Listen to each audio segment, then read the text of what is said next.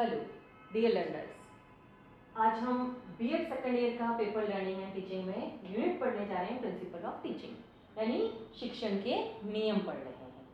Clear?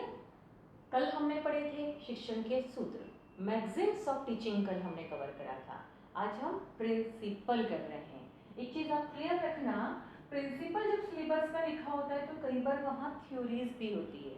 Theories को सिद्धांत के रूप में लिख रखा है, वहाँ आप कंफ्यूज नहीं होंगे। हमारे सिलेबस में प्रिंसिपल है, प्रिंसिपल को कहा जाता है हिंदी में नियम, और थ्योरीज को कहा जाता है सिद्धांत। हमारे सिलेबस में सिद्धांत नहीं, हम नियम पढ़ेंगे। क्लियर? टीचिंग के लिए कुछ नियम दिए गए हैं, कुछ प्रिंसिपल्स दिए गए हैं। क्या है देखिए। पहला चीज, टीचिंग का एक बहुत इंपॉर्टेंट प्रिंसिपल है और टीचिंग के लिए ज़रूरी भी है कि जो उद्देश्य होते हैं, जो ऑब्जेक्टिव होते हैं, उनका हमें प्रॉपर ज्ञान होना चाहिए। आपने एक कहावत सुनी होगी कि एक नाविक है और उसे ये नहीं मालूम, मतलब वो गहरे समंदर में, बड़े विशाल समंदर में उतर जाता है, बट उसे अपना लक्ष्य नहीं मालूम है, तो वो भटक जाएगा। वही कंडीशन हमारे साथ है। यदि शिक्षक को अपने लक्ष्य यानी उद्देश्य नहीं मालूम कि उसके शिक्षण के उद्देश्य क्या हैं, तो वो उस शिक्षण की कक्षा में भटका रहेगा और वह इधर उधर ही भटकता हुआ घूमता रहेगा। इसलिए किसी भी टीचर को हमेशा अपने शिक्षण उद्देश्य को सही लक्ष्य के रूप में निर्धारित करना चाहिए। बिना लक्ष्य के कभी भी टीचिंग नहीं करनी चाहिए। क्लियर? नेक्स्ट, नियोजन। जब हम कुछ टॉपिक पढ़ा रहे होते हैं, जैसे आज ही जब मुझे प्रिंसिपल ऑफ टीचिंग पढ़ाना था, मेरे पास कई वर्षों का अनुभव है, बट उसके बाद भी मैं सबसे पहले आकर मैंने डिसाइड किया, प्लानिंग करी कि मैं आज के लेक्चर में कितना पढ़ा सकती हूँ और मुझे कौन से एग्जाम्पल्स को यूज़ करना होगा ताकि मैं अपने सही टाइम में उन एग्जाम्पल्स को एक्सप्लेन कर सकूं। कौन सी मेथड का मुझे यूज़ करना होगा।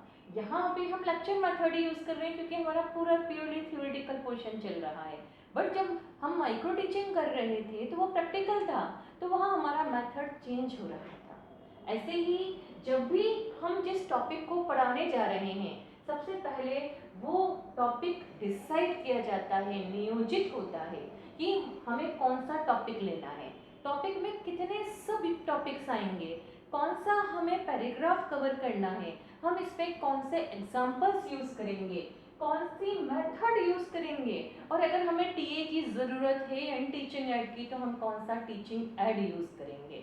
क्योंकि स्कूल एजुकेशन में अगर हम बात करते हैं तो स्कूल एजुकेशन में टीचिंग एड मस्ट होता है, उसके बिना आप टीचिंग नहीं कर सकते। आप कुछ भी पढ़ाइए, आप ज्योग्राफी पढ़ा रहे हैं, आप ग्लोब पढ़ा रहे हैं, आपको ग्लोब का टीचिंग एड लेकर आना होगा। तो हम फिक्स करते हैं कि हमें कौन सी चीज़ कब कैसे ज़रूरत पड़ेगी हमारे लेक्चर के टाइम। ये सब कहलाता है, ये सब नियोजन में आता है और प्लानिंग में आता है। क्लियर? अब नेक्स्ट पॉइंट है लचीलापन। जरा समझिएगा क्योंकि ये बहुत इंपॉर्टेंट है। अभी मैंने आपसे कहा कि ये सब चीज़ें हमें डिसाइड करनी पड़ेंगी कि हम कौन सी मेथड लेंगे, कौन सा टीए लेंगे, ये सब चीज़ें हम लेंगे, ये सब हम डिसाइड करते हैं।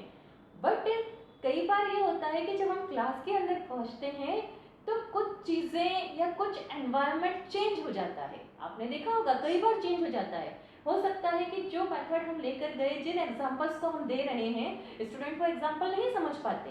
अब स्टूडेंट के अकॉर्डिंग हमें फ़ौरन उसी समय हमारी मेथड को चेंज करना पड़ता है, एग्जाम्पल्स को चेंज करना पड़ता है, हमारे जो शब्द होते हैं उनको, शब्दावली को बदलना पड़ता है। तो ये सब क्या है? लचीलापन कहलाता है। ये नहीं है कि हम जो फिक्स करके आए प्लानिंग में वही चलेगा, हम उसे चेंज भी कर सकते हैं। ये सब कहलाता है लचीलापन।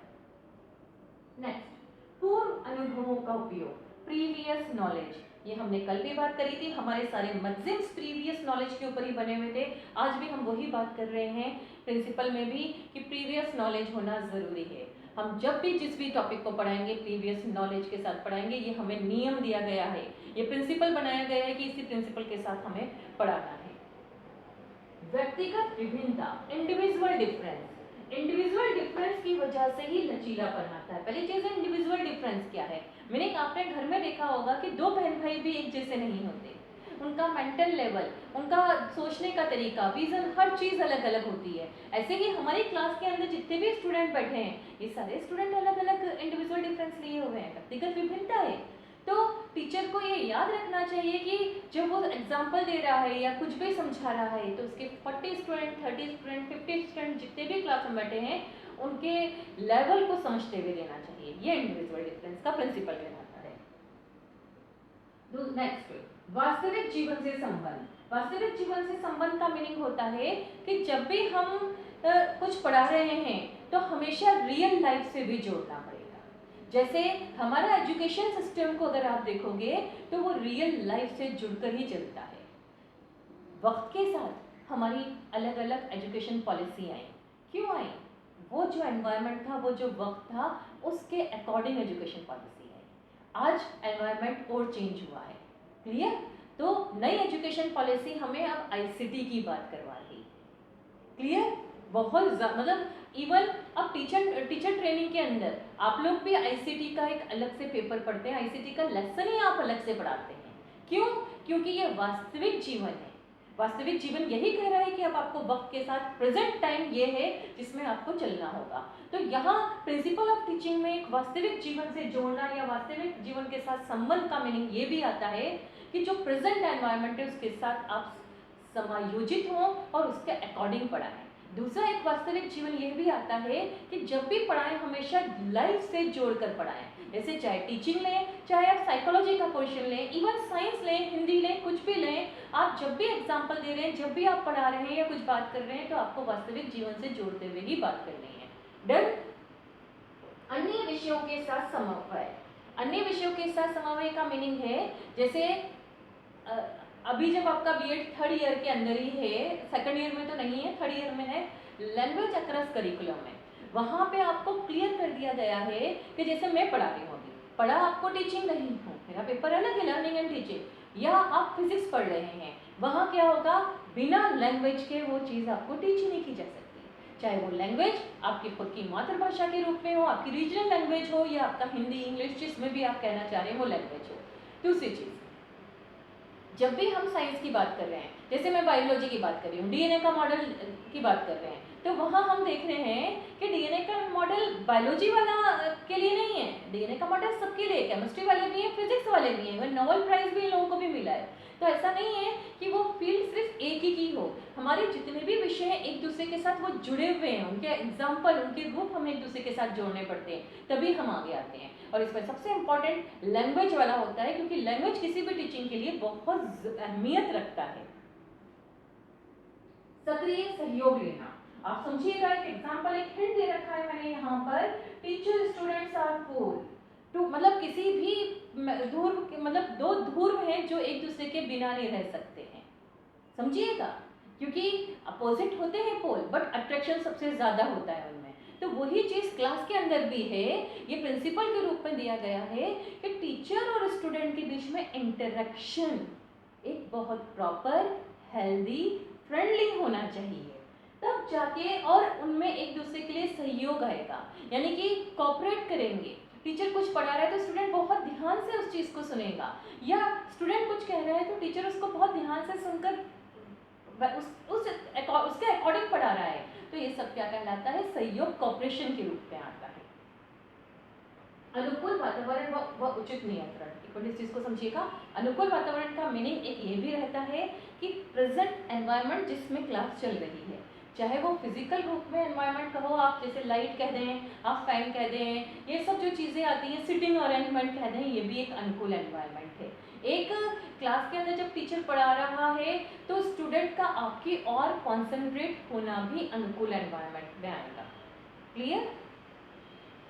नेक्स्ट, ये मैं आपको दो रूप में पढ़ा रही हूँ, एक तो हमारे सिंपल प्रिंसिपल्स हो गए, एक हम प्रिंसिपल्स ले रहे हैं साइकोलॉजिकल प्रिंसिपल्स के रूप में ले रहे हैं, यानी ये टीचिंग के ही प्रिंसिपल्स हैं बट साइकोलॉजी ने इसको दिया है, और हमें ये दोनों ही एक साथ इस टॉपिक के अंदर कवर करने होंगे। प्रिंसिपल ऑफ टीचिंग, एक जनरल प्रिंसिपल जो पूरे सबके ऊपर लागू हो रहे हैं, और एक साइकोलॉजिकल प्रिंसिपल।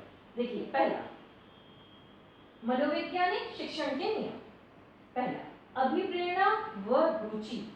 आप लोगों ने चाइल्डहुड एंड ग्रोइंग अप में थॉर्नडाइक का लर्निंग का प्रिंसिपल मतलब थ्योरी पढ़ी थी। वहाँ था तत्परता का नियम, क्लियर, लॉ ऑफ रेडीनेस।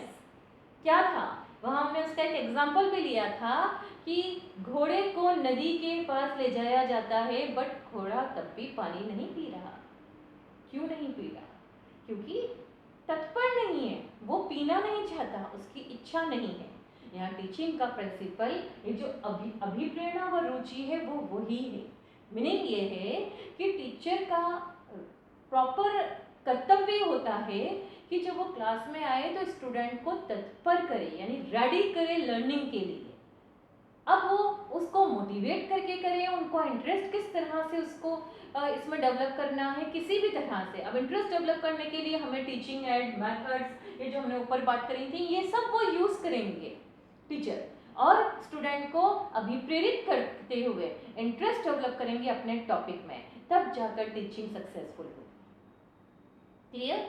ये सब एग्जाम में आते हैं। और अब आपकी न्यू एजुकेशन पॉलिसी ने सब कुछ बदल दिया है।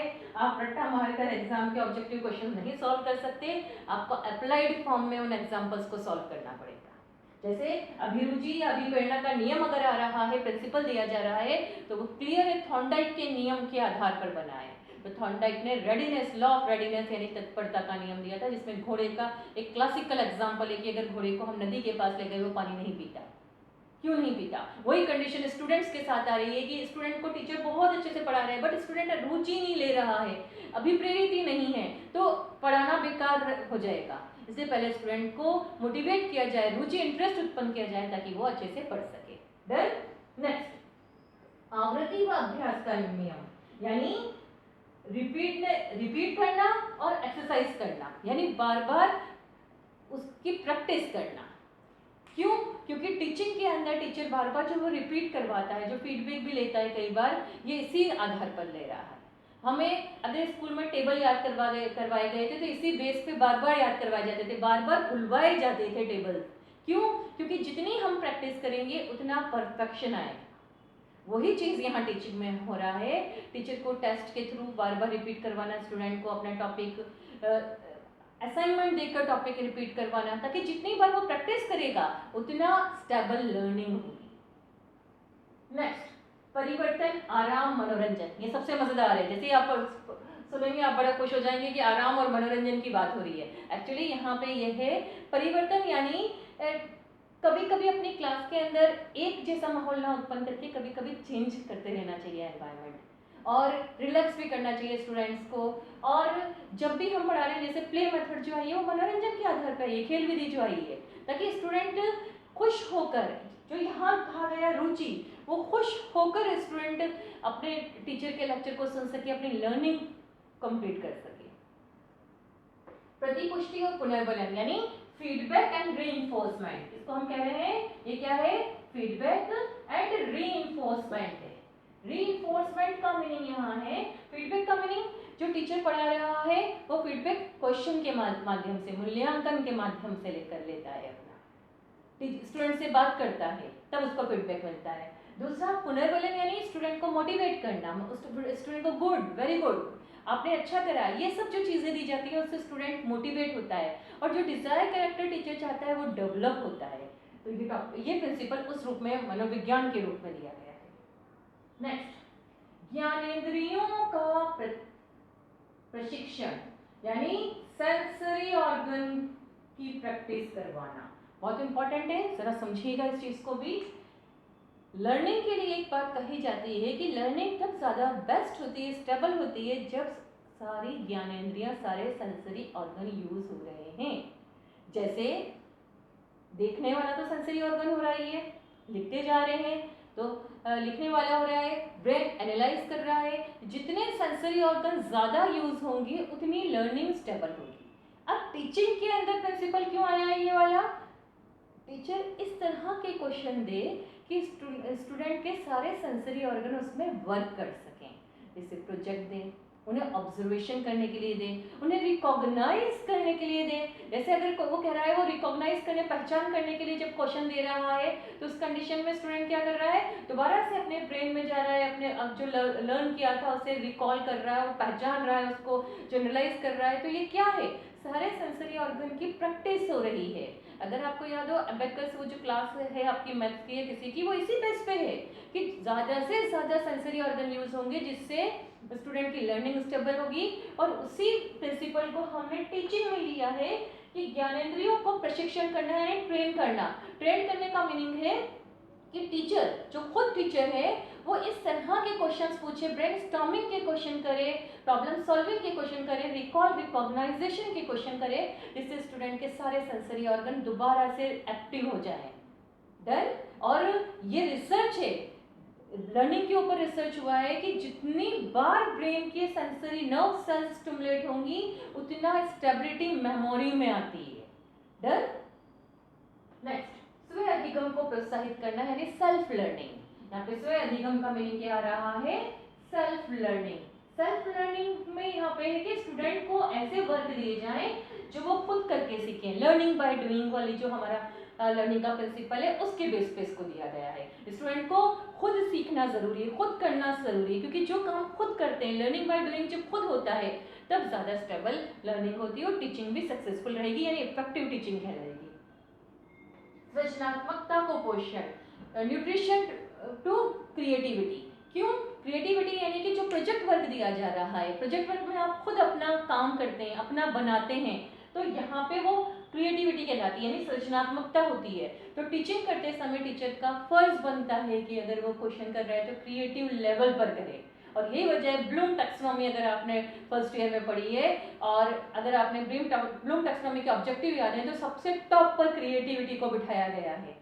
सबसे टॉप पर उस पिरामिड में क्रिएटिविटी आती है। क्यों, क्योंकि खुद करके सीखेगा बच्चा, खुद बनाएगा, जो समझा है, जो प्रिंसिपल समझा है उसे जनरलाइज करके उससे मॉडल बनाएगा, प्रोजेक्ट बनाएगा, क्रिएटिविटी डेवलप करेगा अपनी। और उपचारात्मक question, remedial classes. Remedial classes इसलिए होती हैं कि कई बार होता है कि हमारा कुछ छूट जाता है या किसी कारण से, या स्टूडेंट के किसी लर्निंग ड्रॉबैक की वजह से, या कुछ भी हम कारण कह सकते हैं उस पे, अगर कुछ छूटा है, स्टूडेंट का अचीवमेंट कम हुआ है, तो उसे दोबारा रेमेडियल क्लासेस के थ्रू टीचिंग दी जाए, जिससे वो अपना पीछे छूटा हुआ वर्क को प्रॉपर करके प्रेजेंट स्टेटस के साथ अपना लर्निंग कंप्लीट कर सके। क्लियर। ये सब हमारे एक ही जनरल प्रिंसिपल्स थे, ये हमारे सारे के सारे प्रिंसिपल्स साइकोलॉजिकल प्रिंसिपल्स थे, दोनों मिलकर ही वर्क करते हैं और ये प्रिंसिपल्स हमें हमारे पढ़ाते समय फॉलो करने पड़ते हैं जब हम पढ़ा रहे हैं। डन। Okay, thank you.